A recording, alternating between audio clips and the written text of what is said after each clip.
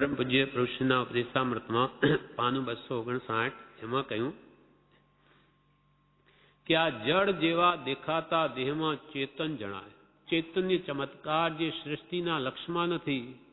આ જળ જેવો દેહ છે, એને કંઈ ભાન નથી, પણ એ દેહમાં આત્મા રહેલો છે. ચૈતન્ય ચમત્કાર પણ આ સૃષ્ટિના લક્ષ્યમાંથી, આ સંસારી જીવોને લક્ષ્યમાંથી પ્રભુશ્રી કહે આ જળ જેવા દેખાતા દેહમાં ચેતન જણાય છે, પણ વિશ્વાસ અને દ્રઢતાથી ગુરુ આજ્ઞાનું પાલન કરવું. જો આત્માનો ચમત્કાર અનંત ગુણનો પિંડ જે છે, અનંત સુખનો પિંડ, એની જો મેળવી એ આત્માની પ્રાપ્તિ કરવી હોય તો વિશ્વાસ જોઈએ ગુરુ પ્રત્યે, અને દ્રઢતાથી ગુરુ આજ્ઞાનું પાલન કરવું. કેમ કે સર્વ જીવ છે સિદ્ધ સમ, પણ જે સમજે તે થાય. બધા આપણે સિદ્ધ જેવા છીએ, પણ એ સિદ્ધ સ્વરૂપ શું એને સમજે અને સિદ્ધત્વ પ્રાપ્ત કરવાના કેવી રીતે પુરુષાર્થ કરવો એ જાણે અને કરે, તે પ્રમાણે તે જ પામે. અને એ કરવા માટે ગુરુ આજ્ઞા સમપથ્ય નહીં અને ઔષધ નહીં. આ સર્વજીવ છે સિદ્ધ સમ, જે સમજે તે થાય. સદગુરુ આજ્ઞા જીન દશા નિમિત્ત કારણમાં. જો એ સિદ્ધત્વ અને પ્રાપ્ત કરવું હોય તો ગુરુ આજ્ઞાનું પાલન કરવું. એ કે એમ કરવું તો જરૂર પ્રાપ્તિ થાય, કેમ કે એમને થયેલી એ માર્ગના જાણકાર છે. અને સર્વ સિદ્ધ જે સમજે તે થાય. સદગુરુ આજ્ઞા અને જીન દશા, કેવડી ભગવાનની સંપૂર્ણ શુદ્ધ દશા છે સહજાત્મ સ્વરૂપમાં. તે મારું સ્વરૂપ છે, એ લક્ષ્ય છે આપણો. એ લક્ષ્ય રાખીને ગુરુ આજ્ઞા વર્તે તો જરૂર તે સ્વરૂપની પ્રાપ્તિ થાય છે. પણ પહેલા વિશ્વાસ જોઈએ, નિશ્ચય જોઈએ, પ્રતીતિ જોઈએ, ને પછી આશ્રય જોઈએ. આ જળ જેવા દેખાતા દેહમાં ચેતન જણાય છે, પણ વિશ્વાસ અને દ્રઢતાથી ગુરુ આજ્ઞાનું પાલન કરવું અને જોવા કરવાની ઈચ્છા પણ ન રાખવી. શું જોવું છે? કર્મણ્યેવા, અર્જુનને શ્રી કૃષ્ણે કહ્યું કર્મણ્યેવા અધિકારસ્તુ મા ફલેષુ કદાચન. હે અર્જુન, તને કર્મ કરવાનો અધિકાર છે, ફળનો નહીં. હું કહું છું તે કરે જ જા. નિષ્કામપણે કર્મ કર તો એનું ફળ તો આવવાનું છે. સારા કર્મનું સારું ફળ, કર્મ એટલે કામો, અને ખોટા કર્મનું ખોટું ફળ. એટલે કર્મણ્યેવા અધિકારસ્તુ, કર્મ કરવાનો તારો અધિકાર છે. મા ફલેષુ કદાચન, ફળની આશા કર્મ. તેમ પ્રભુશ્રી કહે છે, તેમ જોવા કરવાની ઈચ્છા પણ ન કરવી. શું જોવું છે? પ્રભુશ્રીને આ જ ભાવ થયેલો કે આટલી આરાધના કરીને પ્રભુ કંઈ દેખાતું તો નથી. કૃપાલ ખૂબ મંત્રનો જાપ કર્યો સજાત્મ સ્વરૂપ, અને કંઈ આત્મા તો દેખાય નહીં. એટલે કૃપાલને કહે કે આટલો બધો જાપ કર્યો પણ કંઈ દેખાતું નથી. ત્યારે કૃપાલને શું કહે, મુનિ શું જોવાનું છે, જારી રાખો.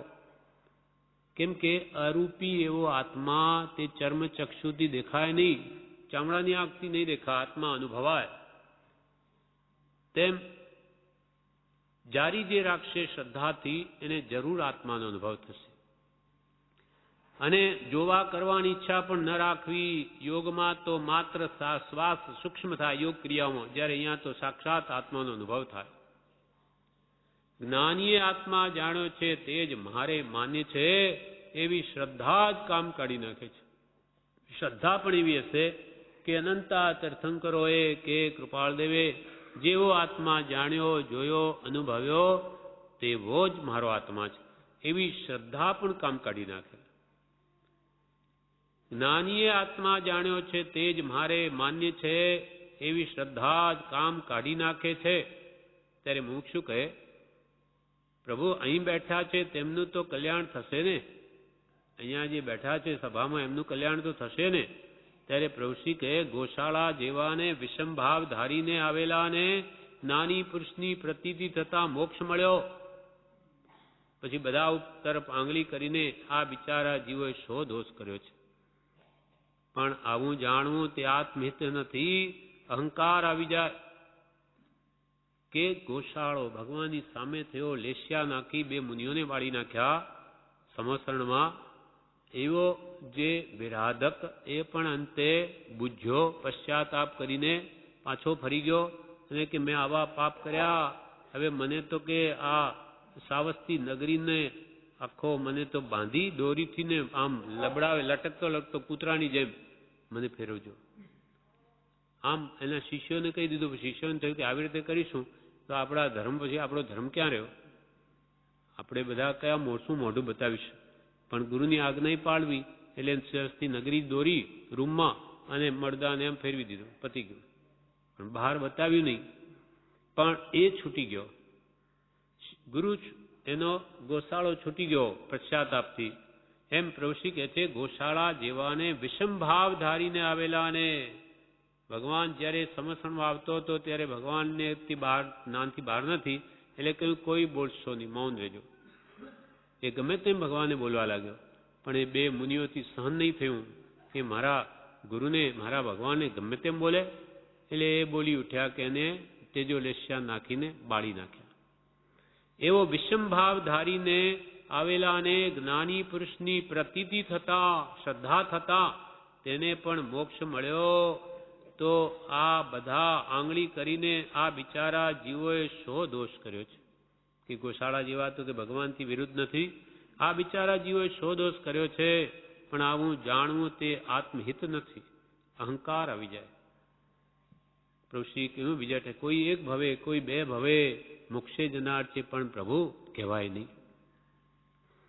સુખ દુઃખ તો જ્ઞાની અજ્ઞાની બંનેને કર્મવશાત ભોગવવા પડે, પણ દ્રષ્ટિ જ બદલાવાની જરૂર છે.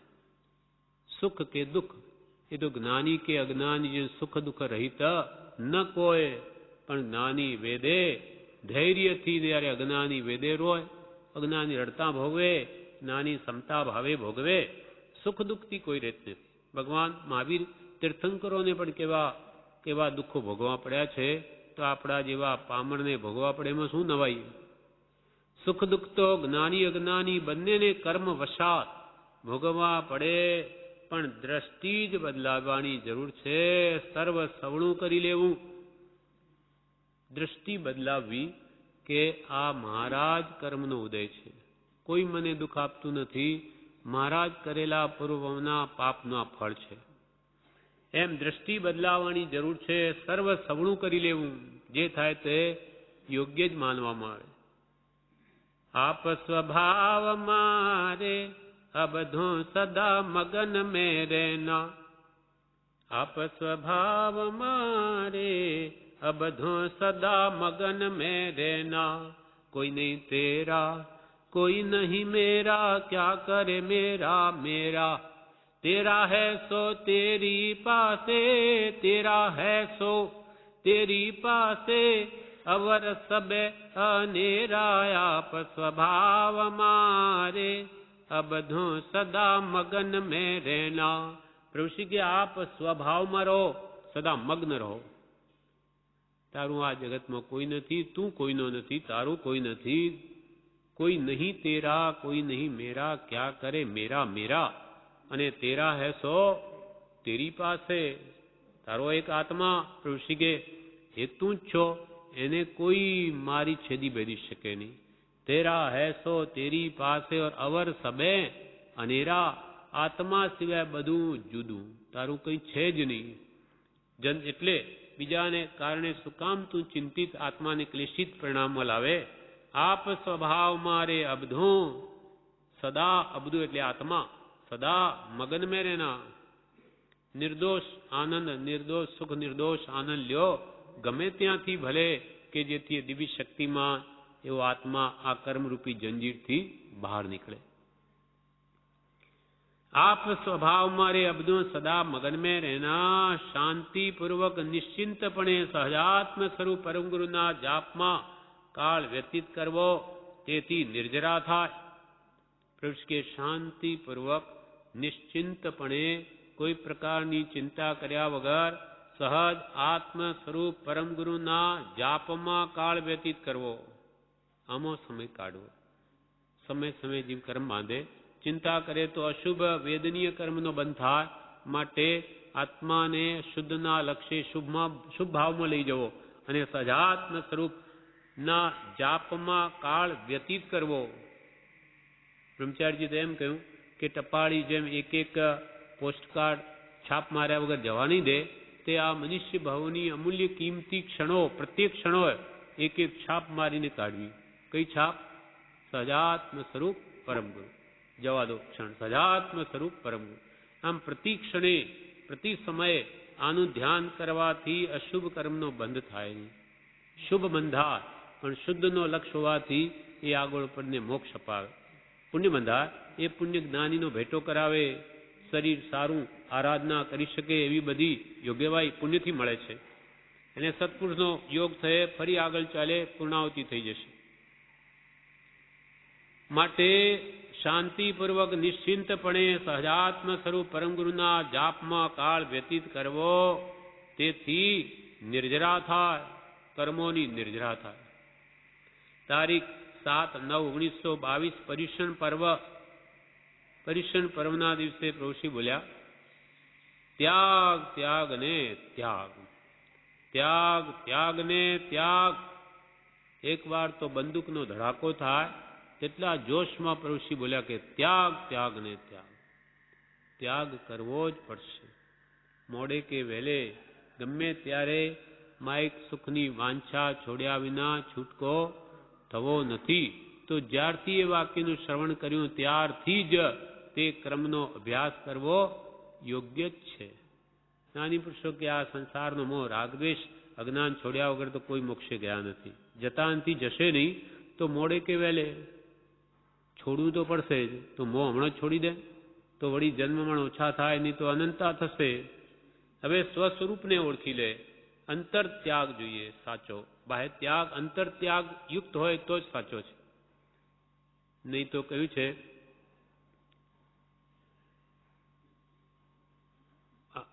બાહ્ય છોડે ને અંતર ભજે. એમ નવી સરે અર્થજી વણસ્યો રે વર્ણાશ્રમ થકી અંતે કરશે અનર્થજી. બહારથી છોડી દે પણ અંતરમાં ભજ્યા કરે, અંદરની વાસના કાઢે નહીં તો એનું કલ્યાણ નહીં થાય. ત્યાગ ત્યાગ અને ત્યાગ, શ્રદ્ધા સતશ્રદ્ધા શાશ્વત શ્રદ્ધા. શ્રદ્ધા ગુણ પ્રત્યેક આત્માનો છે. શ્રદ્ધાથી રહિત કોઈ આત્મા છે જ નહીં આજે પણ. પણ આપણી શ્રદ્ધા વિપરીત શ્રદ્ધા, મિથ્યા શ્રદ્ધા. દેહમાં આત્મબુદ્ધિ એ પણ શ્રદ્ધા છે. દેહ તે હું આ પણ શ્રદ્ધા જ છે, પણ મિથ્યા શ્રદ્ધા. અને સત્શ્રદ્ધા સાચી શ્રદ્ધા. દેહ તે હું નહીં, આત્મા તે હું એ સાચી શ્રદ્ધા. અને શાશ્વત શ્રદ્ધા તે ક્ષાયક સંકિત કે શ્રદ્ધા એની ત્રણેય કાળમાં નહીં જાય, કોઈ કાળે નહીં જાય. કેમ કે મિથ્યાત્મની મિશ્રમોની સંકિત મોહની એના જે નિષેકો પરમાણુઓ સર્વથા નાશ પામી ગયા. જળમૂળમાંથી દર્શનમાં ગયો માટે શાશ્વત શ્રદ્ધા ક્ષાયક સંકિત થઈ ગયું. એટલે પ્રભુશ્રી કે શ્રદ્ધા એને હવે સત્શ્રદ્ધા કરો ને પછી શાશ્વત શ્રદ્ધા કરો. પણ શ્રદ્ધા પરમ દુલ્હા એ મહાવીર સ્વામીનું પરમ વિચારણીય વાક્ય છે. પણ કે છે કે મહાવીર ભગવાન તો કહ્યું કે શ્રદ્ધા પરમ દુલ્હા, શ્રદ્ધા કરવી પરમ દુર્લભ છે. એટલે જ રજડીએ છે. હજુ આપણને જોઈએ એવી આત્માની શ્રદ્ધા નથી, માટે જ આત્મજ્ઞાન થતું નથી. કહીએ છીએ કે આત્મા આત્મા છે ને ક્યાં દે છીએ, પણ આપણું જોઈએ એવી જ્ઞાનીઓ હજુ સ્વીકારતા નથી. આત્માનું નિત્યપણું દ્રઢ ભાસ્યું નથી. નહીં તો મરણનો ભય કોને હોય જ નહીં. આત્મા છે નિત્ય છે એટલું જો દ્રઢ થઈ જાય તો એને કોઈ ભય નથી. કોણ મરે? મરે દેહ મરે. હું તો અનંતકાળથી મૂવો જ નથી. તો અહીંયા આજે ક્યાં મરી જાઉં? આ ભમું કેવી રીતે મરું? શાશ્વત છું એવું દ્રઢ થઈ જાય તો શ્રદ્ધા થઈ. એટલે કે શ્રદ્ધા પરમ દુલ્હા એ મહાવીર સ્વામીનું પરમ વિચારણીય વાક્ય છે. પરમ વિચારણીય, ખૂબ ખૂબ વિચારવા એવું આ વાક્ય છે. આવતા પર્યુષણ સુધી વિચારજો. કે 12 મહિના વિચારજો કે આમાં શ્રદ્ધા પરમ દુલ્હા. તારીખ 21/22 દુર્જનનો ભંભેર્યો મારો નાથ જો, ઓલવશે નહીં ક્યારે કીધી ચા કરી રેલો. કોઈ દુર્જને આવીને કે મારા ભગવાને મારા પ્રત્યે ભંભેરી દે તો પણ મારો નાથ એવો છે કે કરેલી ચાકરીને કદી નહીં ઓળવે. આપણા જેવા હોય અજ્ઞાનીઓ, એને કોઈ બીજો ભરમે એટલે વળી એને અસર થઈ જાય. પણ મારા ભગવાન એવું નહીં થાય. મેં જે સાચા ભાવે ભગવાનની સેવા કરી અને કોઈ ભગવાનને ગમે તે ભંભેરે તો પણ મારો ભગવાન એવો નથી કે કોઈના કહેવામાં આવી અને મારી ચાકરીને ઓળવી નાખે. દુર્જનનો ભાંભેર્યો મારો નાથ જો, દુર્જનનો ભાંભેર્યો મારો નાથ જો, ઓળવશે નહીં ક્યારે કીધી ચાકરી રેલો, ઓળવશે નહીં ક્યારે કીધી ચાકરી રેલો. પ્રભુશ્રી કહે એનો શો પરમાર્થ હશે? પ્રભુશ્રી કહે એનો શો પરમાર્થ હશે? મુમુક્ષુ કહે પેલો, રીજ્યો સાહેબ સંગન પરિહરે રે. એકવાર કૃપા થઈ હોય તો પછી કોઈ દોષ થઈ જા પણ કરેલી ચાકરી ભૂલી જાય નહીં. મુમુક્ષુએ કહ્યું કે ભગવાન તો કેવા છે, એકવાર જો રીઝે તો પછી કદી સંગ છોડે નહીં. રીજ્યો સાહેબ સંગન પરિહરે રે, ભાંગે સાદી અનંત. આ સાદી થઈ સ આદિ છે પણ અનંત છે. ભગવાન પ્રત્યેનો પ્રેમ એ જ્યારે આપણને સંકિત આપે એ કદી જાય નહીં, એ કેવળનાને લાવે જ. એટલે જ ઋષભ જિનેશ્વર પ્રીતમ માહરો રે, ऋषभ जिनेश्वर प्रीतम माहरो रे, और न चाहूं रे कंत, और न चाहूं रे कांत, रिझो साहेब संगन परिहरे रे, रिझो साहेब संगन परिहरे रे. भांगे सादी अनंत, भांगे सादी अनंत, ऋषभ जिनेश्वर प्रीतम माहरो रे. આ સ્તવન આનંદગંજી મહારાજે શા માટે લખ્યું કે એક બાઈ સતી થતી હતી. પહેલા એવો રિવાજ હતો કે એના પાછળ લાકડામાં બળી મરે એની સાથે. ત્યારે ત્યાંથી આનંદગંજી દયા આ શું કરે છે, આવો મૂલ્ય માનવ દેહ અને એને લાકડામાં પોતે બળીને આ વૃથા ગુમાવે, આવું મરણ કરે. એટલે ત્યાં કે છે એને બોલાવીને આ લખીને કે છે કે જો ઋષભદેવ ભગવાનને તારા પ્રીતમ માન, એ તારો સંગ કદી નહીં છોડે. બાકી આ સંસારી જીવોના સંગ તો રંડાપો જ લાવે, એ સંગ કરવા યોગ્ય નથી.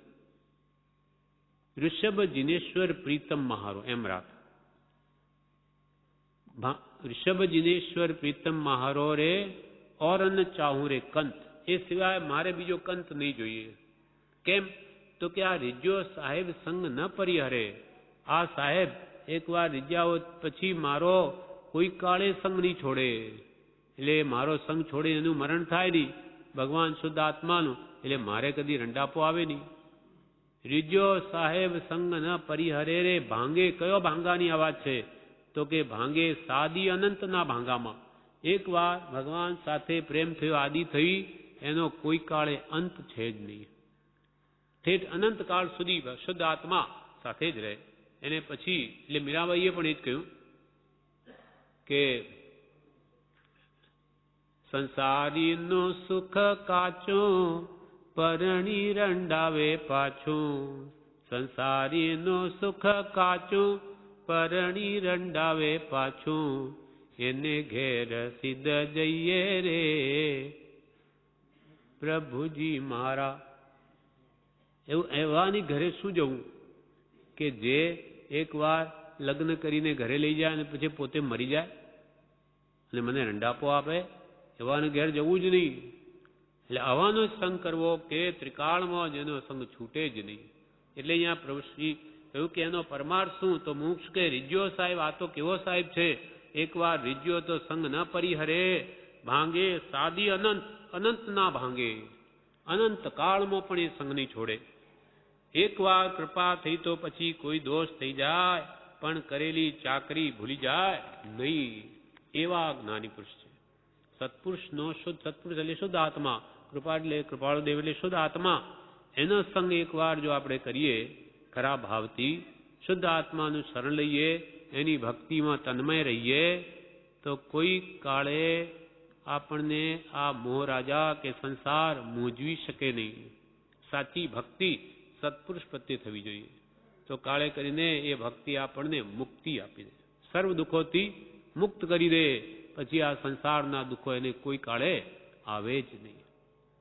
આ પ્રમાણે પ્રભુ શ્રીજી આગળ જણાવે છે, જે આપણે આવતીકાલે. હવે પરમ ઉપકારી પરમ પૂજ્ય પ્રભુના ઉપદેશામૃતમાં પાનું 260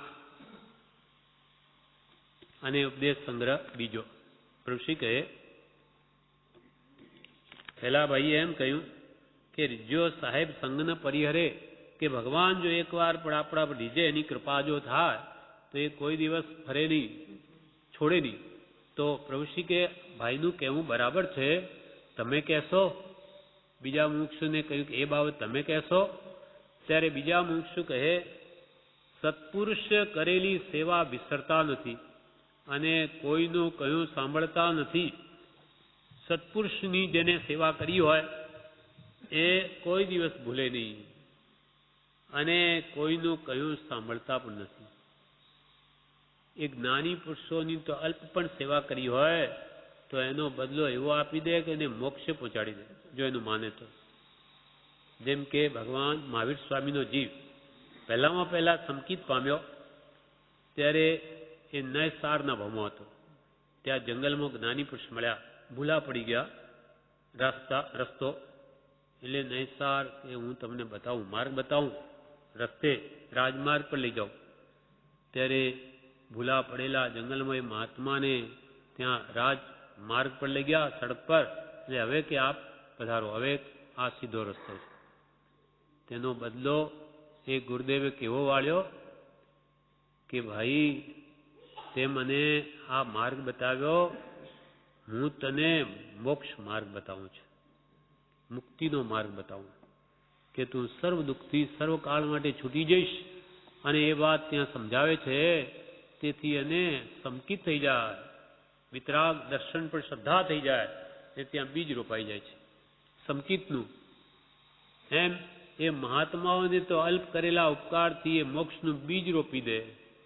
એના ત્યાં ચડવો જોઈએ નજરે, અને એની કહેલી આજ્ઞા સ્વીકારવા તૈયાર હોય તો એ તો આપવા જ બેઠા છે. એમ પ્રભુશ્રી કહે, બીજા મુમુક્ષુ કહે, સત્પુરુષ કરેલી સેવા વિસરતા નથી અને કોઈનું કયું સાંભળતા પણ નથી. ત્યારે પ્રભુશ્રી કહે, દુર્જનનો ભંભેર્યો એ તમારા વિચારમાં શું આવે છે? દુર્જનનો ભંભેર્યો મારો નાથ જો ઓળવશે નહીં ક્યારે કીધી ચાકરી રેલો. એમાં દુર્જનનો ભંભેર્યો એ બાબત તમારા વિચારમાં શું આવે છે? ત્યારે મુમુક્ષુ કહે, કામ ક્રોધ માન વગેરે દુર્જન અને તેથી આત્મા ઘેરાયો છે, પણ સત્પુરુષની ચાકરી કરે હોય તો રખડવાનું રહે નહીં. મુમુક્ષુ કહે કે ખરા દુર્જન તો આ છે, પોતાના કામ ક્રોધ માન, આ જ દુર્જન છે.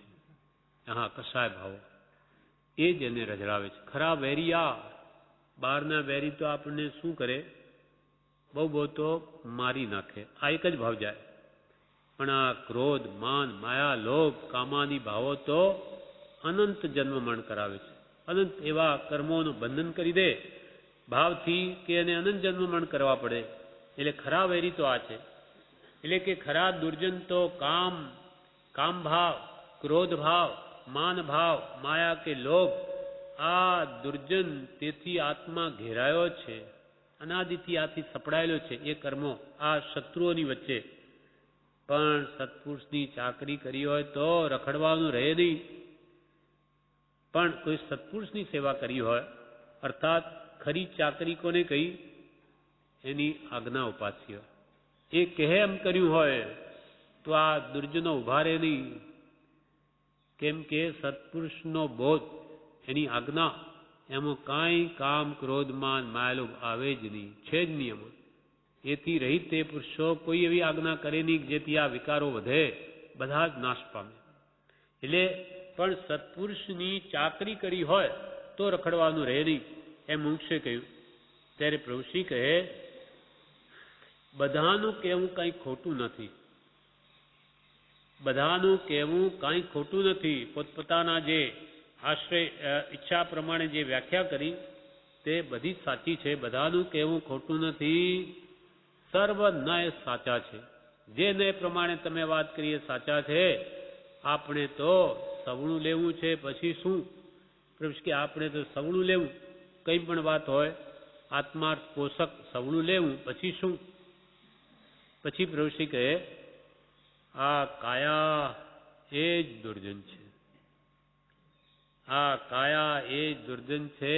કેટલાક ભવ થયા, કેટલાય ભવ થઈ ગયા, પણ આત્માનું ઓળખાણ થયું નહીં. આ કાયા એટલે આ શરીરને જ આ જીવે પોતાનું સ્વરૂપ માન્યું છે. જ્યાં જ્યાં જન્મે, જે શરીર ધારણ કરે તે રૂપ જ પોતાને માને, એમ જ મોહ કરે, એને જ પોષે અને એના માટે જ આખી જિંદગી ગાળે. માટે કે ખરો વેરી આ કાયા પ્રત્યેનો મોહ છે. કાયાની વિસારી માયા સ્વરૂપે સમાયા એવા નિર્ગ્રંથનો પંથ ભવ અંતનો ઉપાય છે. કાયાની માયા એટલે મોહ ને વિસારી દઈ, ભૂલી જઈ. કાયાની વિસારી માયા સ્વરૂપે સમાયા એવા નિર્ગ્રંથનો પંથ જે છે તે કાયાની વિસારી માયા સ્વરૂપે સમાયા એવા નિર્ગ્રંથનો પંથ ભવ અંતનો ઉપાય છે. એવા નિર્ગ્રંથ મહાત્માઓનો જે પંથ માર્ગ એ જ નિર્ગ્રંથનો પંથ ભવ અંતનો ઉપાય છે. ભવ એટલે સંસારનો અંત આણવાનો ઉપાય શું? તો કે એ નિર્ગ્રંથ ભગવંતોએ જે મોક્ષ માર્ગ કહ્યો તે પહેલા જ કાયાની માયા, કાયાનો મોહ. આપણને સૌથી વધારે પ્રેમ હોય તો આપણા દેહ ઉપર છે. કોઈ કહે કે મને સ્ત્રી પર વધારે રાગ કે પુત્ર પર, બધી મિથ્યા વાત છે. સૌથી વધારેમાં વધારે પ્રેમ આપણા દેહ ઉપર છે. બીજા તો પછી આવે. એને શરીર પ્રથમ સુખ નિરોગી કાયા, વ્યવહારમાં પણ શું કહ્યું? પ્રથમ સુખ નિરોગી કાયા, બીજું સુખ ઘરમાં માયા. આવા બધા જે લૌકિક કારણો કહ્યા તેમાં પહેલું શરીર લીધું. શરીર નિરોગી જોઈએ, નહીં તો ગમે એટલું ધન વૈભવ હોય શું કામનું? એટલે એના માટે વ્યવહારમાં શરીર સારા માટે ઘરમાં પૈસા ન હોય તો દેણદારી કરીને પણ દવા લે છે કે કોઈ રીતે શરીર સ્વસ્થ થાય. ઠીક હોય તો ફરી પૈસા તો આપી દઈશું, પણ મરી ગયા તો એમ જીવને જાણે હું જ મરી જાઉં છું અને આ શરીર મારું જ છે, એ સુખી તો બધું સુખી. એટલે ઋષિ કે પહેલા એનો મોહ ઘટાડવો જોઈએ. એ જ દુર્જન છે. એના માટે જ બધા પાપ કરે છે. પાંચેન્દ્રિયો આમ જ છે, શરીરમાં જ છે. આ કાયા એ જ દુર્જન છે.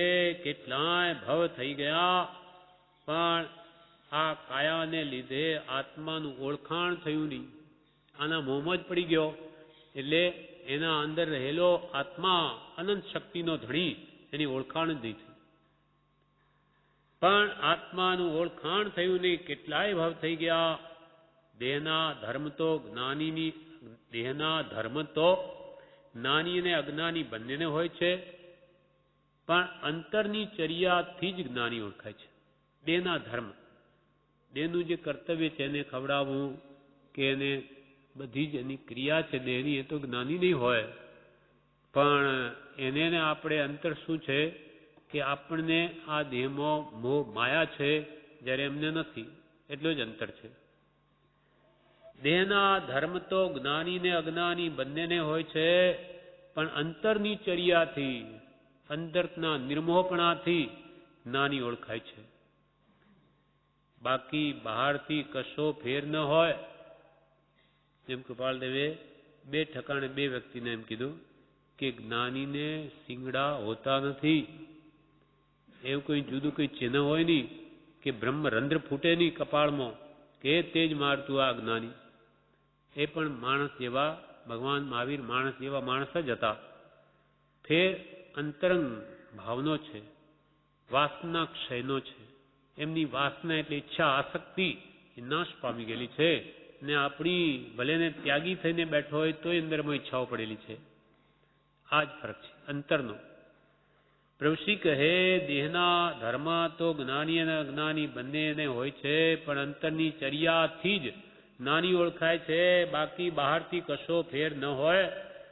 શરીર સારું હોય ત્યારે તો કંઈ નહીં, પણ મરણ વખતની વ્યાધિને પીડા વખતે જ્ઞાનીને અજ્ઞાનીની પરીક્ષા થાય છે. શરીર સારું હોય ત્યારે તો ખ્યાલ ના આવે, પણ હમણાં રોગ આવ્યો હોય તે વખતે જ્ઞાનીને અજ્ઞાનીની પરીક્ષા થઈ જાય.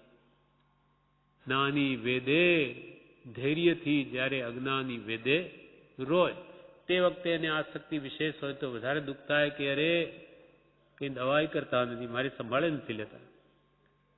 ને આવી રીતે જો ક્ષમતા સહનશીલતા કેળવી નહીં હોય તો એનું મરણ બગાડી નાખે. માનો પાપનો આપણે ઉદય હોય તો કોઈ સેવા બી નહીં કરે. અને આવું પહેલાંથી વિચાર્યું નહીં હોય તો કે આ લોકો બધા જ નકામા છે, મેં એમના માટે કેટલું કર્યું, કાંઈ કરવા તૈયાર નથી. આવો જો દ્વેષભાવ ઉત્પન્ન થઈ ગયો તો આપણું મરણ બગડી જાય. એટલે કે છે ज्ञानी वेदे धैर्य थी न अज्ञानी वेदे रोए. समझ सार संसार में समझू टाळे दो समझ समझ कर जीवी गया अनंता मोक्ष. समझण હોય તો તે વખતે સંભાવ રહી શકે, પણ મરણ વખતની વ્યાધિ અને પીડા વખતે જ્ઞાની ને અજ્ઞાનીની પરીક્ષા થાય છે. જીવ ઘણા વલખા મારે છે. અજ્ઞાની જીવ જેને સત્પુરુષ ન મળ્યા હોય તે જીવ મરણ વખતે ઘણા વલખા મારે. આવો રૂડો 5 ઇન્દ્રિય વાળો દેહ છોડી તેને જવું પાલવતું નથી. આ બધામાં મોહ માયા કરી મૂકી હોય, ઘર મારું, સ્ત્રી મારી, ધન મારું, સગાવાલા મારા, હવે આ બધું મૂકીને જવું પડશે. એટલે એને આ દેહ છોડવો પાલવતો નથી, સગાવાલા કોઈ છોડવા ગમતા નથી. એટલી ગાઢ આસક્તિ કરી દીધી છે, મારાપણું કરી દીધું. પણ વિચારે તો જ્યારે અહીંયા આવ્યો હતો ત્યારે આ બધા લઈ આવેલો, આ સગાવાલા, મકાન, દુકાન કાંઈ નહીં. હવે એવું નક્કી કરી દીધું કે મારા. જ્ઞાનીઓ કે તારું હતું ક્યારે? એક જણ જંગલમાં બેઠો હતો, વિચારતો હતો, તેટલામાં ત્યાં સારથવા આવ્યો, ગાડાવાળા બધું પોતાનું લઈને. ત્યાં અઠવાડિયું રહ્યા, પડાવ નાખ્યો. એટલે પેલાને એટલો બધો બધા સાથે મોહ થઈ ગયો, એવી ઓળખાણ થઈ ગઈ ને એને એમ થયું કે હવે તો આ બધા મારા, આ બધા મારા. અઠવાડિયું થયું છે, પણ પેલા માણસને એમ થઈ ગયું હવે તો બધા આપણા. હવે એ તો જવા માંડ્યું. અઠવાડિયું પૂરું થયું કે એ તો સારથવા રસ્તામાં વિશ્રામ લીધેલો, એટલે આગળ ચાલ્યો કે પેલો રડવા બેઠો, અરે કે ક્યાં જાઓ છો? આ બધું મારું, તમે બધા જતા રહો. ત્યારે બીજા કે ભાઈ તારું ક્યાંથી? તું તો અહીંયા જ હતો, અમે તો આવ્યા અઠવાડિયાથી, તારું ક્યાં થઈ ગયું? પણ એને એવો મોહ થઈ ગયો. આ દ્રષ્ટાંત ઉપરથી આપણને જ્ઞાનીઓ કહે છે કે તું આ ભાવમાં આવ્યો 5-50 વર્ષ થયા, એટલો બધો મોહ વધારી દીધો કે બધું મારું. તું લઈને ક્યાંથી આવેલો? ખાલી હાથે આવેલો, નગ્ન આવેલો અને ખાલી હાથે જ જવાનો. તો શું કામ? મૂકી દે મનથી, મારું હતું જ નહીં તો કંઈ દુઃખ નહીં થાય. એટલે ઋષિ કહે છે જીવ ઘણા વલખા મારે, અજ્ઞાનીની પરીક્ષા થાય તે મરણ વખતે ઘણા વલખા મારે. આવો રૂડો 5 ઇન્દ્રિય વાળો દેહ છોડી તેને જવું પાલવતું નથી. મારું મારું કરી જેમાં જેમાં રાચી રહ્યા હોય છે તે બધું તે વખતે આડે આવે છે. મારું મારું કરીને મમત્વ ભાવ જેટલો ગાઢ કર્યો છે એ તે મરણ વખતે આડું આવે છે. અને જ્ઞાનીને તો કંઈ તેમાં સાર જણાયો જ નથી હોતો, તેથી તેને તજતા શી વાર. જ્ઞાની પુરુષોને તો કે એમાં કંઈ સારભૂત જ જણાતું નથી. કોઈના દેહમાં, ઘરમાં કે આ સંપત્તિ જેને માટી પૃથ્વીનો વિકાર ભાસે એવા પુરુષોને કે આ દેહ છોડતા કાંઈ બાર લાગતી નથી અને કોઈ દુઃખ થતું નથી. મારું હતું જ નહીં. આપણને પણ આ જ અભ્યાસ કરવા કે છે કે જ્યાં સુધી સ્વસ્થતા છે ત્યાં સુધી અહમ મમત્વ ભાવ કાઢી નાખો. અહમ ભાવ, મમત્વ ભાવ નિવૃત્ત થવાને અર્થે જ્ઞાની પુરુષોએ આ 6 પદની દેશના પ્રકાશી છે. હું પણ મારા પણ કાઢી નાખો. માન્યતામાં જ છે, આપણું તો છે જ નહીં, માની બેઠા છે. એ માન્યતા મૂકી દો. હું દેહાદી સ્વરૂપ છું, આ દેહ તે હું, તારો દેહ નથી, માન્યતામાં કાઢી નાખ. ને હું દેહાદી સ્વરૂપ છું અને દેહ, સ્ત્રી, પુત્ર આદિ મારા છે, તારા ક્યાં છે, તું ક્યાં લઈને આવેલો, મારાપણું કાઢી નાખ, માન્યતા ફેરવી નાખ, બીજું કાંઈ કરવાનું નથી. ખરેખર તારું છે નહીં, છતાં આ માની બેઠો પરમ મારાપણું કરે છે, ચોરી છે, ભાવ ચોરી. ભાવથી તું ચોર છે, માટે પ્રગટપણે તું દંડાશે. પછી તેમ પરમ મારાપણું કેમ કર્યું? તારી હતી નહોતી તો તું ચોર છે. તે મારાપણું કરીને બેઠો. એટલે જ્ઞાની પુરુષો કે એ હું પણ ને મારાપણું કાઢી નાખો તો સમાધિ મરણ થઈ જશે. અને એના માટે જ આ છપત છે. તો આ દેહ તે હું નહીં તો તું કોણ? તો તું આત્મા છું. પ્રથમ પદ આત્મા છે, બીજું પદ આત્મા હું નિત્ય છું. હું જેવા કર્મો કરું તેના ફળ ભોગવું છું, અને સર્વકર્મથી મુક્તિ પણ છે, સર્વકર્મથી રહિત, અને એનો ઉપાય પણ છે. જ્ઞાન, દર્શન, સંયમ, ભક્તિ આદિના ઉપાય છે. એ કરીને એ નવા કર્મોને આવતા બંધ કરી દો તો મુક્તિ તો થઈ જ રહી છે કર્મોથી. સમય સમય જીવ મુકાઈ જ રહ્યો છે. એટલે પ્રભુશ્રી કહે, આવો રૂડો 5 ઇન્દ્રિય વાળો દેહ છોડી તેને જવું પાલવતું નથી. મારું મારું કરી જેમાં રાચી રહ્યા હોય છે તે બધું તે વખતે આડું આવે છે. પણ નાનીને તો તેમાં કંઈ સારભૂત તત્વ જણાયું નથી હોતું. તેથી તેને તજતા શી વાર? એમાં એને તે પદાર્થોમાં કંઈ સારભૂત તત્વ જણાતું નથી, સંસારિક ભૌતિક. એટલે એને તજતા, દેહને તજતા શી વાર?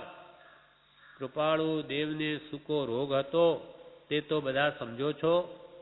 શરીરમાં સૂકો રોગ હતો તે બધા સમજો છો. પણ કેટલાકને મરણ વખતે ઝાડો થઈ જાય છે, કેટલાકને આંખો ફાટી જાય છે, કેટલાકનો શ્વાસ રૂંધાય છે, કોઈને સન્નિપાત થઈ જાય છે. પણ એ બધી બાહ્ય ચેષ્ટાઓ છે.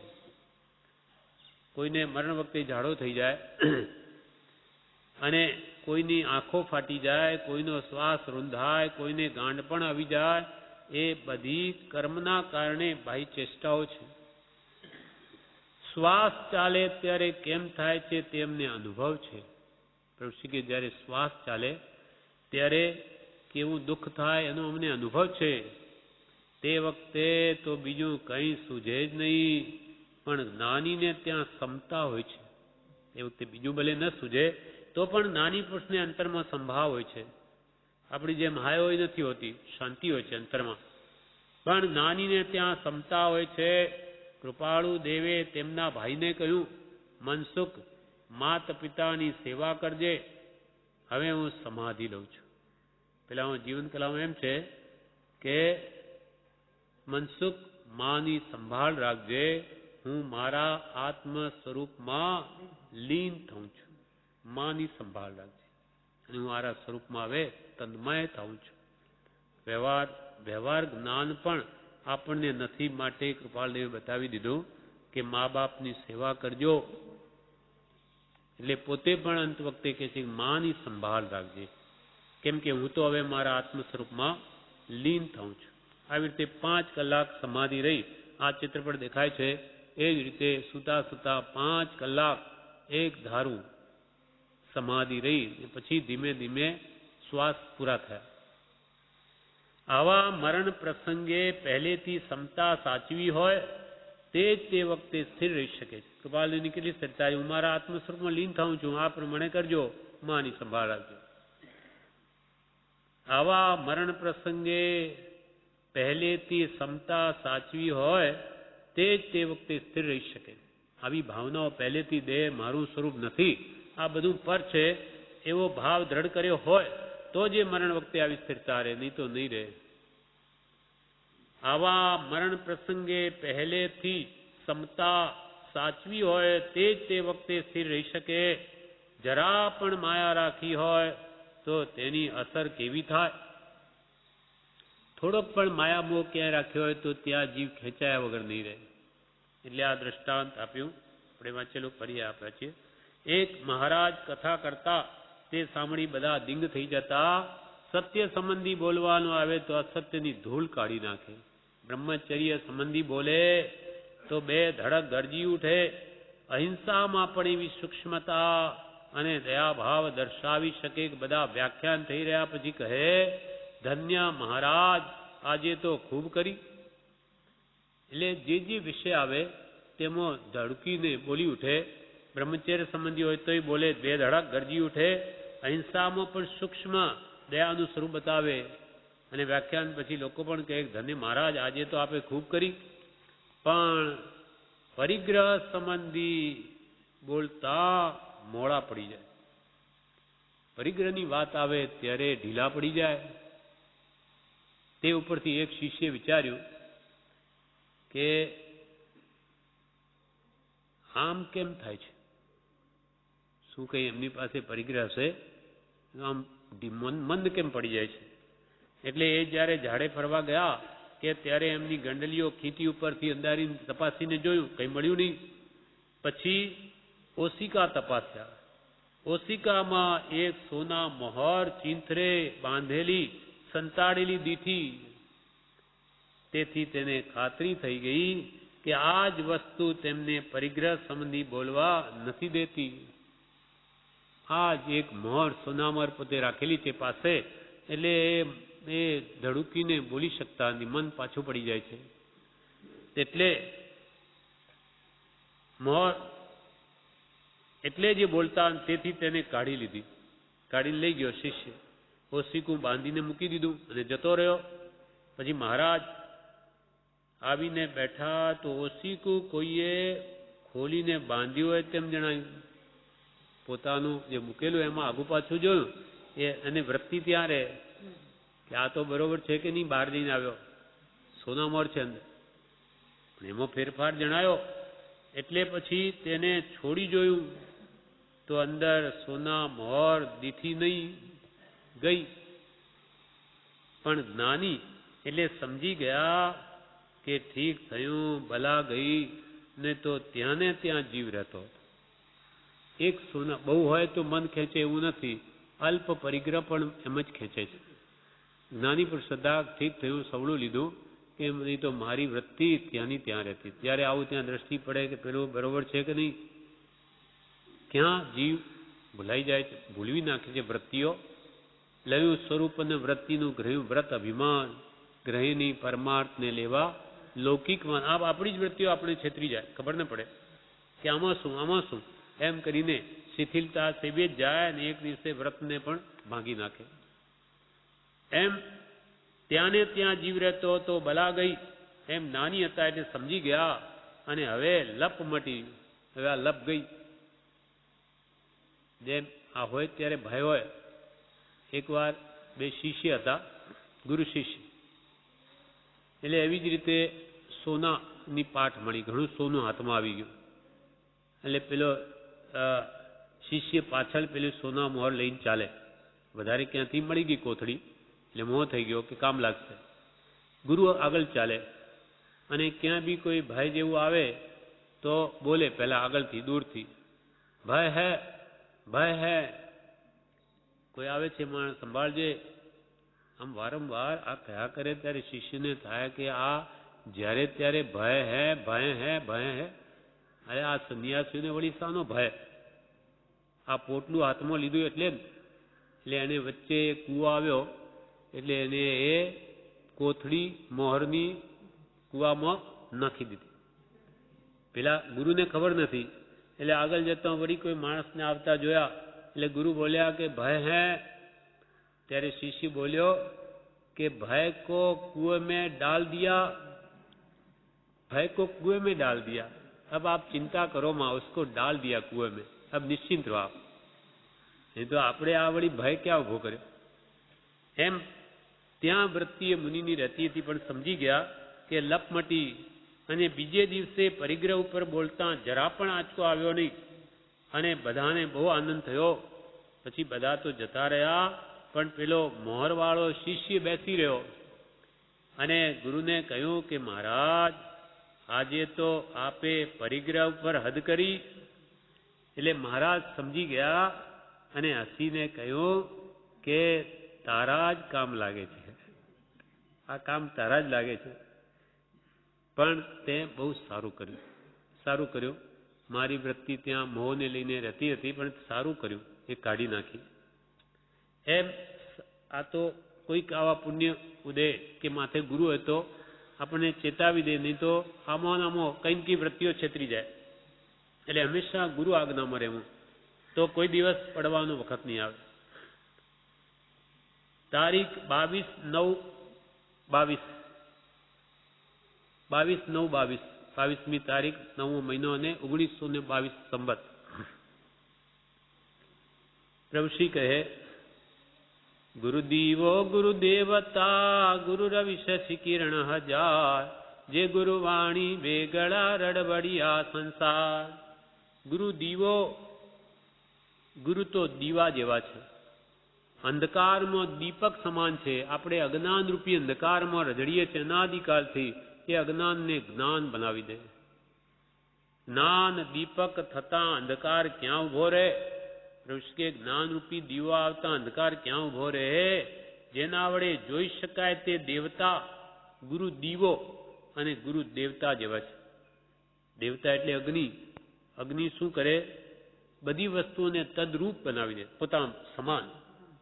લાકડા હોય, લોખંડ હોય, એને અગ્નિમાં નાખીએ ને એને લાલ ચોલ એવું કરે કે એ અગ્નિ જેવું દેખાય. કોઈ પણ ધાતુને નાખો, એ અગ્નિ એટલી બધી એને તપાવીને પોતાની જેવું જ દેખાય. લોઢું જોયું હોય આપણે તો એ અગ્નિમાં તપેલું જે લુહારને ઘેર હોય એને જે ઘાટ ઘડવો હોય એ આમ સાણસાથી પકડીને જો બહાર કાઢે, પાણીમાં નાખો, એને ઘાટ ઘડવાય, ઘણ મારે, તે વખતે એવું લાલચોળ દેખાય કે જાણે અંગારો જ છે. એટલે અગ્નિમાં તદ્રુપ કરવાનો ગુણ છે, પોતા જેવું બનાવવાનું. લાકડા બધા આપણે જોઈએ તો એ પણ અગ્નિ જેવા દેખાય, બળીને તપીને. તેમ નાની પુરુષ છે તે દેવતા જેવા છે. દેવતા એટલે અગ્નિ. એ તદ્રુપ બનાવે. જેમ અગ્નિ કોઈ પણ વસ્તુને પોતાની જેવી બનાવે, તેમ જ્ઞાની પુરુષો પણ આપણને પોતા જેવા બનાવી દે છે. એટલે કે જે આ વિશેષણ પણ યથાર્થ છે કે ગુરુ દીવો અને ગુરુ દેવતા જેવા છે, આપણને પોતાના જેવા બનાવી દે. ગુરુ દીવો ગુરુ દેવતા ગુરુ રવિ શશી કિરણ હજાર, જે ગુરુ વાણી વેગળા રડબડિયા સંસાર. જેમાં તદ્રુપ કરવાનો ગુણ છે તે દેવતા અગ્નિ ગણીએ તો પણ બરાબર છે. કેમ કે લીલા સૂકા ગમે તેવા પુરુષ કે લાકડા લોઢું વગેરેને પોતાના જેવા અગ્નિ કરી દે છે, તેમ ગુરુ પણ આત્મામય બનાવે છે, મોક્ષ અપાવે છે. સંકિત પ્રગટ્યા પછી મોક્ષે ન જવું હોય તો પણ તે લઈ જ જાય છે. સમ્યક દર્શન. હવે ગુરુ કેવા છે તો કે રવિ જેવા, સૂર્ય જેવા પ્રતાપી. રવિના અનંત કિરણોથી અંધકારનો નાશ થાય. આ રવિના સૂર્યના હજારો કિરણો હોય તેથી અંધકાર નષ્ટ પામે છે. તેમ સદગુરુની અનંત શક્તિથી સર્વ દોષ દૂર થાય છે. માટે ગુરુ છે તે સૂર્ય જેવા છે. સૂર્ય અજ્ઞાન, સૂર્યના પ્રકાશથી અંધકારનો નાશ થાય, તેમ સૂર્યરૂપી ગુરુથી અજ્ઞાન રૂપી અંધકારનો નાશ થાય છે. વળી શશી જેવા પણ છે. શશી એટલે ચંદ્રમા. ચંદ્રમા શીતળ ચાંદની આપે, ઠંડક આપે. વળી જેમ ચંદ્રમા શીતળ ચાંદનીથી અંતરમાં શાંતિ આપે, તેમ સંસાર તાપમાં શીતળતા આપનાર શશી સમાન પણ સદગુરુ છે. સંસાર રૂપી ત્રિવિધ તાપમાં બળતા સંસારી જીવોને ઠારનાર છે, અંતરમાં શાંતિ આપનાર હોવાથી તે સદગુરુ શશી સમાન પણ છે, ચંદ્રમા સમાન પણ છે. વાત ઘણી ઝીણી છે કેમ સમજાય છે ને, પણ આત્માને હિતકારી છે. પ્રભુ કે વાત ઘણી ઝીણી છે કે ગુરુમાં ઘણા ગુણ છે. ગુરુ ગોવિંદ દોનું ખડે કિસકો લાગુ પાય, તો કે બલિયારી ગુરુ દેવ કી જેને ગોવિંદ દિયો બતાય. કૃપાલે લખ્યું ને 213મા પત્રમાં કે ગુરુ પણ એને આધીન છે. ના, ભગવાન પણ ગુરુને આધીન છે.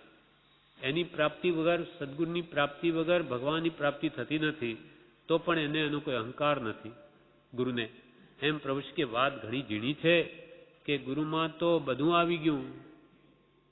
गुरु बिन ज्ञान न उपजे, गुरु बिन मिले न भेद, गुरु बिन संशय ना मिटे। जय जय जय गुरुदेव, गुरुदेवની જય હો। ગુરુ બિન જ્ઞાન જ ન થાય તો આગળ ક્યાંથી વધી શકે? એમ વાત ઘણી ઝીણી છે કેમ સમજાય છે ને, પણ આત્માને હિતકારી છે। પ્રભુ શ્રી કે તારીખ 22/2/22 હજુ આગળ જણાવે છે, જે આપણે આવતીકાલે પરમ પૂજ્ય પ્રભુશ્રીના ઉપદેશામૃતમાં ઉપદેશ સંગ્રહ 2 પાનું 261 એમાં કે છે, પ્રભુશ્રી કહે તારીખ 22/9/22 એક વખત ખંભાત અંબાલાલ ભાઈની ખડકીને મેળે કૃપાળુ દેવને મેં કહ્યું, કૃપાળુ દેવને ખંભાત અંબાલાલ ભાઈના ઘરે ઉપર પહેલે માળે કૃપાળુદેવને પ્રભુશ્રીએ કહ્યું કે મેં 2 સ્ત્રીઓ 2 છોકરા સાહેબી વગેરે ત્યજ્યું તો હું ત્યાગી નહીં। હવે મારે શું ત્યાગવાનું રહ્યું છે?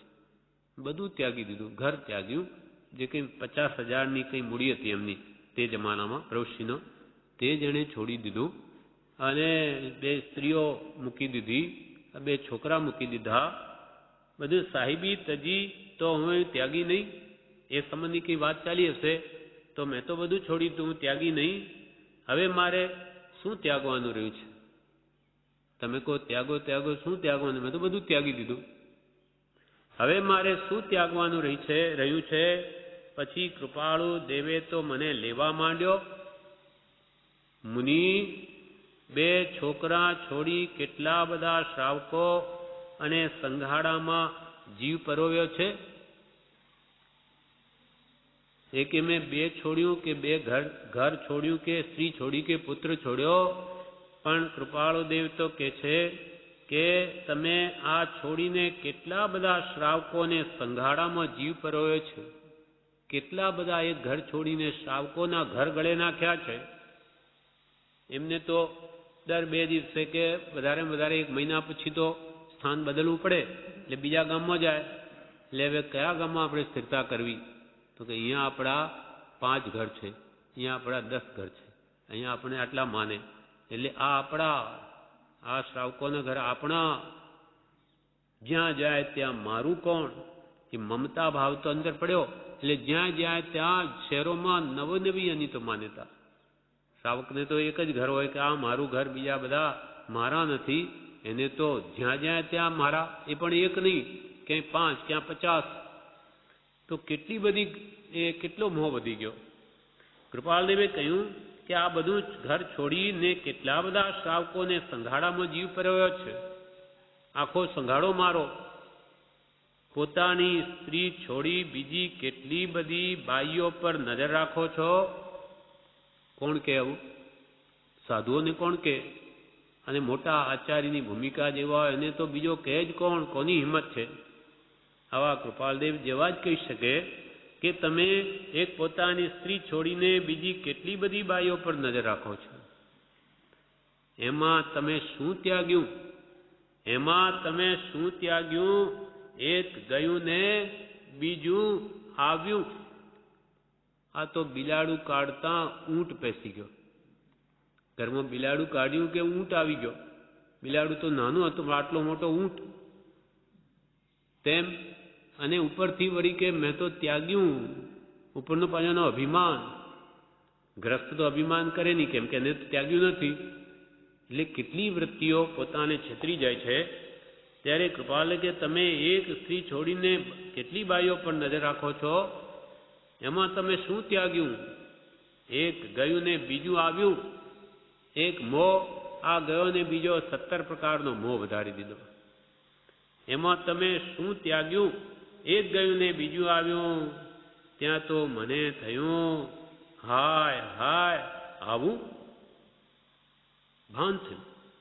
પોતાની જિજ્ઞાસુ હતા ખરેખર કે મધ્યસ્થાદી યુગ, હા બાપ રે સાચી વાત છે। આ તો અંતરંગ દ્રષ્ટિ થઈ, હાય હાય આવું, ખરે હું મુનિ નહીં।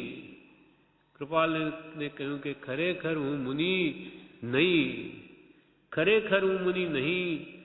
મારી પાછળ તો બહુ લપ વળગી છે. આ એક લપ સ્ત્રી પુત્રની છોડીને આ કેટલી બધી લપ મેં વેળગાડી દીધી.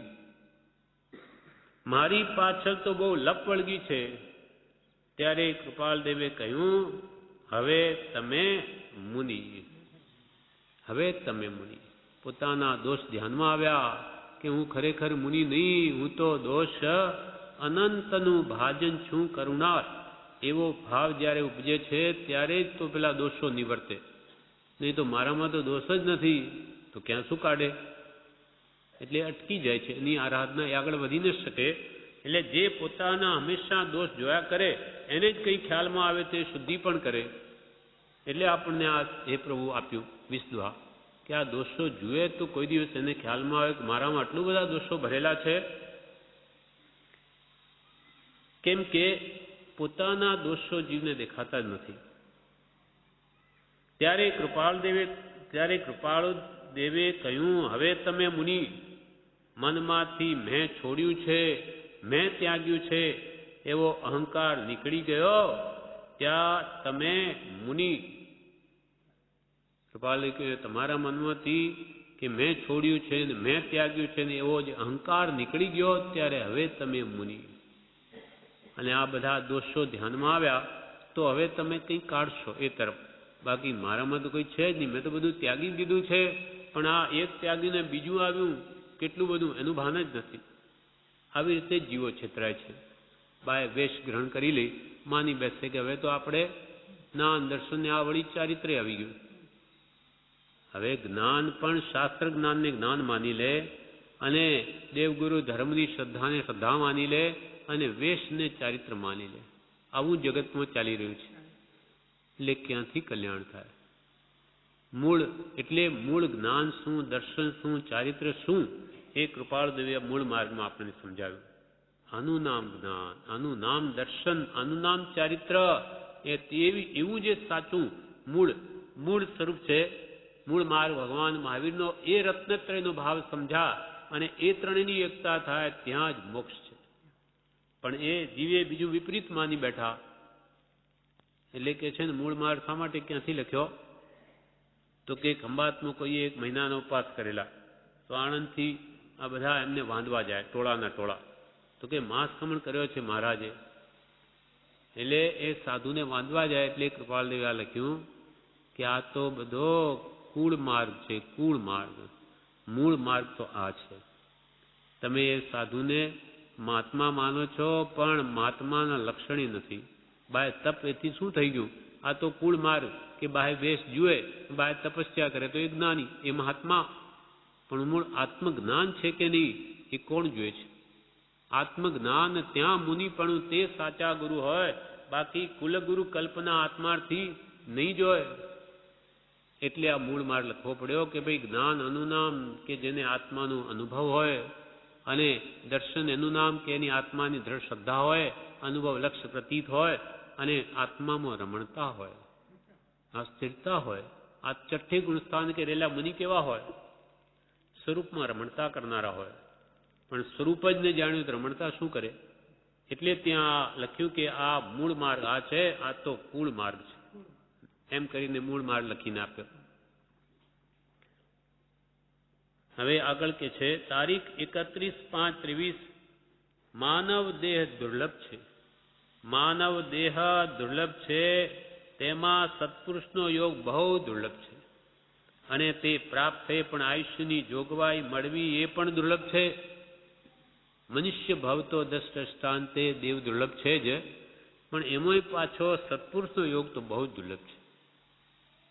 હવે આમાં કેટલા ધર્મો મનુષ્ય દેહમાં આપણે જોઈએ, કેટલા ગચ્છમત જૈનમાં, બીજા પણ અન્ય કેટલા ધર્મો છે.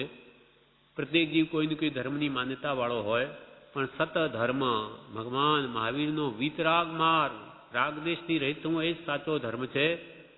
કેમ કે વીતરાગ સમો દેવો ન ભૂતો ન ભવિષ્યતિ. અને એવા ધર્મમાં પણ શુદ્ધ ભગવાન મહાવીરનો શું કહેવું હતું? કેમ કે તીર્થંકર અંતિમ એ થયા છે, ત્યાર પછી તો એનો આશય લઈને જ્ઞાનીઓ ધર્મ બોધે છે, ગુરુઓ. હવે એમાં આત્મજ્ઞાની ગુરુ જોઈએ તો ભગવાન મહાવીરનો બોધેલો સાચો ધર્મ બતાવી શકે. કે ભગવાન તીર્થંકરોનું સાચું સ્વરૂપ બતાવી શકે એવા આત્મજ્ઞાની ગુરુ જોઈએ. ક્યાં છે આ કાળ? કૃપાલ કે એકાકી હોવાથી ઉદાસ, વિપરીત કાળમાં એકાકી હોવાથી ઉદાસ. આ જીવોનું કલ્યાણ થવાનું સર્જિત હશે તે તો તેમ થશે, પણ તે આમ બીજેથી નહીં પણ અમ થકી એમ પણ અત્ર માનીએ છે. અંડરલાઈન, અમ થકી. કેમ કે ભગવાન મહાવીરનો મૂળ શુદ્ધ માર્ગ શું હતો એ કૃપાલના લક્ષ્યમાં છે. કેમ કે ભગવાન મહાવીરના અંતિમ શિષ્ય હતા. એમણે જે સાંભળ્યો છે એ આપણી ભાષામાં એમને ઉપદેશ્યો. આચાર્ય સૂત્ર સુગણામ, આ બધાનો મર્મ રહસ્ય આપણી ગુજરાતી ભાષામાં આપ્યો છે. આ બધા સૂત્રો વાંચ્યા તો ખબર પડે કે આની આ જ વાત છે આપણી ભાષામાં. એ પણ મૂળ આપણે શું કરવું છે એ મૂળ તત્વ પકડાવી લીધું. આપણે જો સૂત્રોમાંથી ગોતવા જઈએ તો નહીં મળે. કેમ કે શાસ્ત્રોમાં માર્ગ કયો છે પણ મર્મ તો સત્પુરુષના અંતર આત્મામાં રહ્યો છે. એ મર્મ રહસ્ય આપણને બતાવ્યું ટૂંકામાં કે શું કરવું કે આ જીવોને, આ કાળના અલ્પ બુદ્ધિવાળા જીવો, અલ્પ આયુષ્યવાળા અને ઉપાધિ ઘણી જીવોને, તો આ જીવોને એવું શું આપીએ કે ટૂંકામાં એમનું કામ કરીને ચાલ્યા જાય. એટલે આપણને સીધી જ આત્મસિદ્ધિ આપી. આ છપની શ્રદ્ધા કરી લે, બધું કામ થઈ જશે. એક આત્માને ઓળખ, આખી સૃષ્ટિ તારે વિશે જણાશે. સીધું જ મૂળ પકડાવ્યું. બહુ આ ધર્માસ્તિકે એની વધારે ચર્ચા નહીં કરી. અપ્રયોજન ભૂતને એક બાજુ મૂકી દીધું. મૂળભૂત કેમ કે ટાઈમ બહુ ઓછો છે એટલે 6 પદની શ્રદ્ધા કરી લે, સંકિત થઈ જશે. અને વિષય કસાયને કાઢ, ઘટાડ, ત્યાગ, વૈરાગ, ઉપશમ, ભક્તિ લાભ, આમાં સમય પસાર કરી દે આત્માના લક્ષ્ય, ટૂંકામાં કામ થઈ જશે. નહીં તો બહુ દુર્લભ છે. તો આવો આ કાળમાં મનુષ્ય બહુ દુર્લભ, તેમાં પણ આવા કૃપાળદેવ જેવા સત્પુરુષનો યોગ તો બહુ જ દુર્લભ, અત્યંત દુર્લભ છે. માનવ દેહ પ્રવૃત્તિ કે માનવ દેહ દુર્લભ છે, તેમાં સત્પુરુષનો યોગ બહુ દુર્લભ છે. અને તે પ્રાપ્ત થયે પણ આયુષ્યની જોગવાઈ મળવી પણ દુર્લભ છે. હવે માનો કે આપણને બધું મળી ગયું. કૃપાલદેવના સમયમાં જે આવા સત્સંગના ધામની જોગવાઈ નહોતી, એવું સ્થાન ક્યાં છે કે જ્યાં જઈને રહીએ, એવા સંતો ક્યાં છે કે દશામાં બેસી તેનું પોષણ પામીએ, ત્યારે હવે કેમ કરવું? પ્રભુશ્રીની કૃપાએ એ પણ મળી ગયું. હવે બધું જ છે, તો આપણને નિવૃત્તિનો જોગ નહીં હોય, ત્યાં રહી નહીં શકીએ. અથવા માનો જોગ હોય, અહીંયા જ રહેતા હોય, પણ આયુષ્ય ન હોય, આયુષ્ય અલ્પ હોય, તો એ શું કામ આવે? એટલે કલ્યાણમાં અનેક વિઘ્ન છે. બધી જ પ્રકારની જોગવાઈ અતિ દુર્લભ છે. એટલે સત્પુરુષનો યોગ દુર્લભ, મનુષ્ય દેહ દુર્લભ, તેમાં સત્પુરુષનો યોગ બહુ દુર્લભ. અને તે પ્રાપ્ત થયે પણ આયુષ્યની જોગવાઈ મળવી એ પણ દુર્લભ છે. એના માટે શ્રી દેવકરણજી અને શ્રી જુઠાભાઈ, એમને સત્પુરુષનો યોગ મળ્યો પણ આયુષ્યની ખોટ આવી.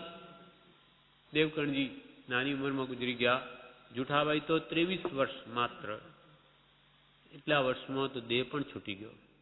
આ તો ઠીક પરમ કૃપાળુ દેવના જોગ હતો, એને એમને કામ કાઢી લીધું. બાકી તો ક્યાંથી આ ઉંમરમાં યુવાભાઈનો સર્વસંગ પરમપદને આપે છે, સર્વસંગ પરિત્યાગ. પણ એવો ભાવ ઉત્પન્ન થવો એ મહા પુણ્યનો ઉદય જોઈએ. નહીં તો આ યુવાભાઈને ગધા 25 કહી છે. એ વખતે આત્માર્થ સાધવાનો ભાવ ઉપજવો એ કંઈ પૂર્વનું આરાધક પણ સૂચવે છે, નહીં તો ભાવ નહીં ઉપજે. એમ દેવકરણજી અને જુઠાભાઈ, એમને સત્પુરુષનો યોગ મળ્યો પણ આયુષ્યની ખોટ આવી. હવે પ્રભુ શ્રી દ્રષ્ટાંત આપે છે. એક શેઠને ઘણી દુકાનો હોય, તેમાં કોઈમાં ખોટ હોય તો કોઈમાં નફો. એવા દ્રષ્ટાંત વાળા એક પુસ્તકમાં ધર્મના જુદા જુદા 4 ભાગ પાડ્યા છે. કે એક શેઠને 3 દુકાનો, એક હીરા માણેક મોતીની, અને બીજી સોના ચાંદીની, અને ત્રીજી કાપડની. એક શેઠને ઘણી દુકાનો હોય, તેમાં કોઈ ખોટ આવે તો કોઈમાં નફો. કોઈક વાર ખોટ પણ આવી જાય. બધું નફામાં જ ચાલે એવું કંઈ જ નથી કે ભાઈ દુકાન કરી એટલે નફો જ થાય. કોઈક વાર ભાવ ઘટી જાય, આડું થઈ જાય, નુકસાન પણ આવે, તો એ 3 દુકાનોમાંથી કાપડની દુકાનમાં ખોટ આવે તો એ સોના ચાંદીની દુકાનથી પૂરી શકાય, કેમ કે એમાં એના કરતાં વિશેષ લાભ હોય. સોના ચાંદીની દુકાનમાં ખોટ આવે તો હીરા માણેક મોતીની દુકાનના નફામાંથી ખોટ પૂરી શકાય, કેમ કે એના કરતાં એમાં વિશેષ નફો હોય. પણ જો હીરા માણેક મોતીની દુકાનમાં જ ખોટ આવે તો દેવાળું નીકળી જાય અથવા બહુ મુશ્કેલ પડે. એ ખોટ પૂરવી કેવી રીતે?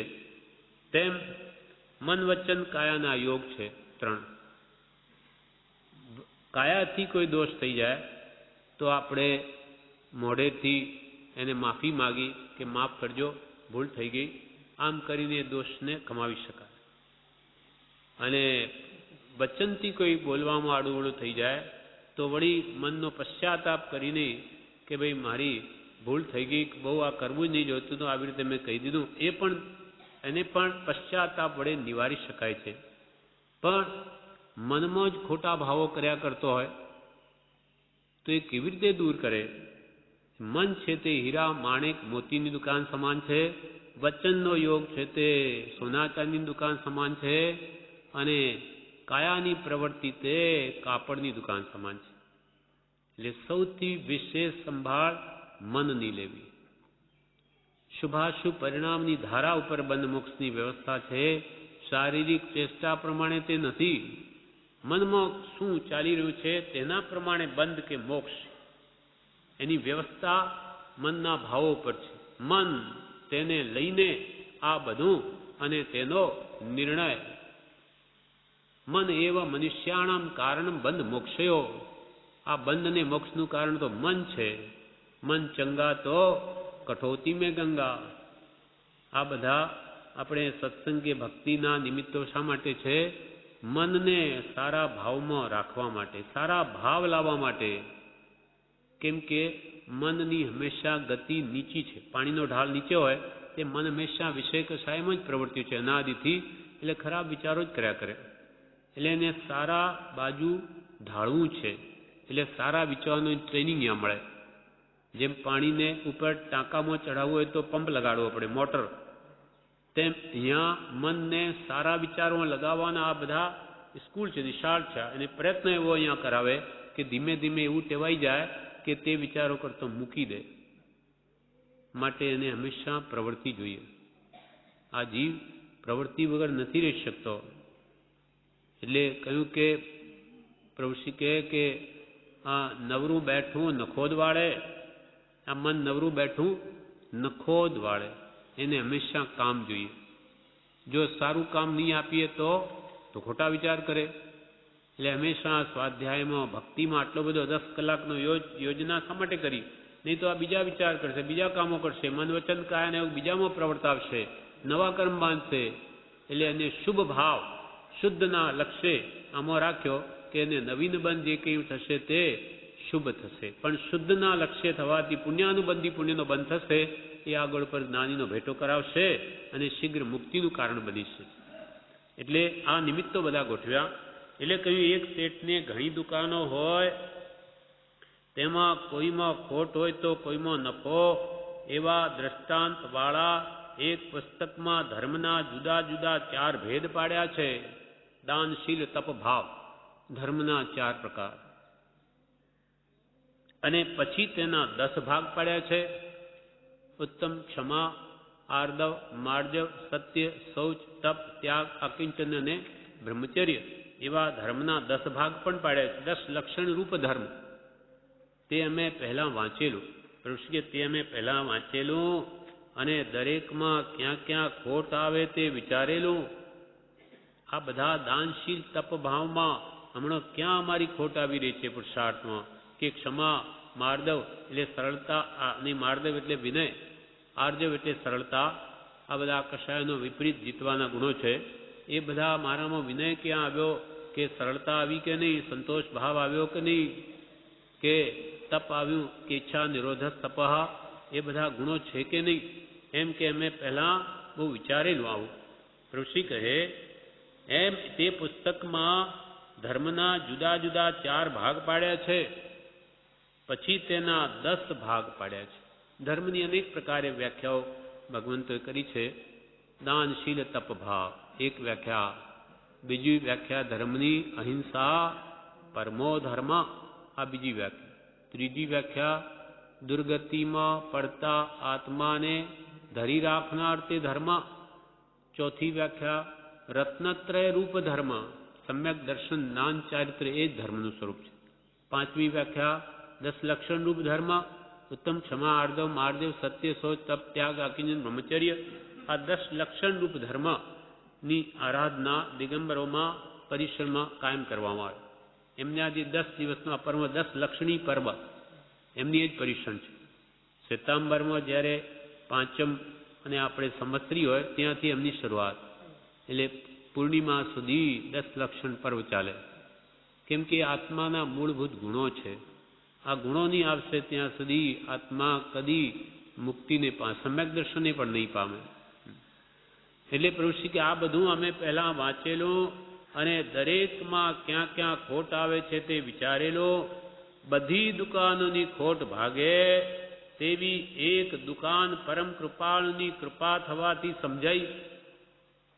બધી દુકાનોની ખોટ ભાગે એવી એક દુકાન તે પરમ કૃપાળુની કૃપા થવાથી સમજાઈ.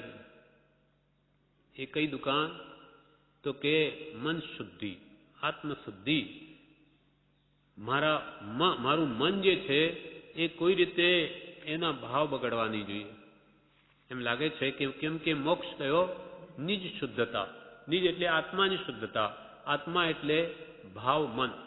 ભાવ મન આત્મા પોતે છે. દ્રવ્ય મન તો ઉદ્ગલનું બનેલું છે. અષ્ટ પાંખડીના આકારે જેમ આંખના કાન કેમ છે તેમ એવી એક ઇન્દ્રિય છે જે વિચાર કરવામાં દ્રવ્ય મન સહાયક છે. કોઈ હૃદયમાં કે છે, કોઈ ડૂટી આગળ ગમે ત્યાં હોય શરીરમાં છે, એ તો દ્રવ્ય મન છે.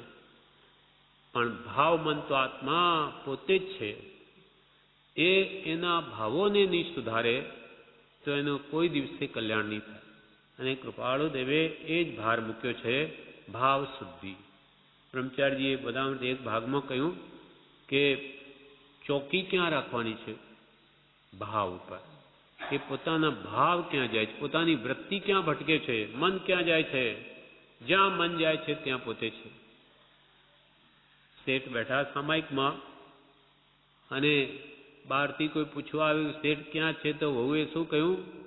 શેઠ ગયા, ઢેડવાડે ગયા છે. શેઠને લાગ્યું અરે એમ કહ્યું, હું તો સામાયિક કરું ને મને કહી દીધું વહુએ ઢેડવાડે ગયો. સામાયિક પૂરી થઈ એટલે પૂછ્યું કે કેમ? તે કે આમ કેમ કહ્યું? હું કઈ ઢેડવાડે ગયો હતો? તો કે બાપુજી તમે બેઠા સામાયિકમાં પણ કરતા શું હતા? લેખું કરતા હતા. લેખું કે પેલા ઢેડના એટલા પૈસા બાકી છે, એટલા એના લેવાના છે, આ કરતા હતા. એટલે તમે મનથી તો ઢેડવાડે જ હતા. ભલે કાયાથી અહીંયા બેઠા એટલે મેં કહી દીધું કે શેઠ ક્યાં ગયા? તો ઢેડવાડે. તો કે હા એ વાત તો સાચી, હું મન તો મારું ત્યાં જ હતું. તો કે જ્યાં મન ત્યાં આત્મા. ભાવમન આત્મા પોતે છે. તેમ આપણે અહીંયા બેઠા છીએ. હવે આપણો ઘરના અને દુકાનના ધંધાના કંઈ વિચારો ચાલતા હોય તો કાયાથી ભળે આપણે અહીંયા છીએ, પણ મનથી તો મુંબઈમાં છીએ. કેમ કે આપણું ત્યાં વિચારો ચાલે શું થયું હશે, કંઈ બગડી તો નહીં ગયું હોય. એટલે બંધ કયો પડશે? ત્યાંનો અશુભ ભાવોનો. કેમ કે શુભાશુભ પરિણામની ધારા ઉપર બંધ મોક્ષની વ્યવસ્થા છે. શારીરિક ચેષ્ટા પ્રમાણે નથી. શરીરથી તો અહીંયા બેઠા, પણ મનથી મુંબઈમાં હોઈએ તો કર્મબંધ થશે. અને મુંબઈમાં હોઈએ કે ગમે તે ગામમાં, પણ આપણી વૃત્તિ સત્પુરુષના વચનમાં છે, એના વિચારમાં, તો ત્યાં સારો બંધ પડશે, શુભ બંધ પડશે. કેમ કે મન આપણું સત્પુરુષના વચનમાં છે. એટલે ઉપયોગ ક્યાં રાખવાનો છે? ભાવ ઉપર. એટલે જૈન ધર્મનો તો આધાર જ ભાવ ઉપર છે. ભાવ બડો સંસાર મેં, ભાવે જિનવર પૂજીએ, ભાવે દીજે દાન, ભાવે ભાવના ભાવીએ, ભાવે કેવળ જ્ઞાન. ભાવ તો એક અદ્ભુત એવી વસ્તુ છે કે 2 ઘડીમાં મોક્ષ. પ્રસન્નચંદ રાજર્ષણની જેમ 2 ઘડીમાં તો 7મી નરકના દળિયા બાંધી લીધા ભાવથી, અને 2 ઘડીની અંદર તો પરિણામ ફર્યા તો મોક્ષે પહોંચી ઠેઠ કેવળ નામ પ્રગટાવી લીધું શનિ માંડીને.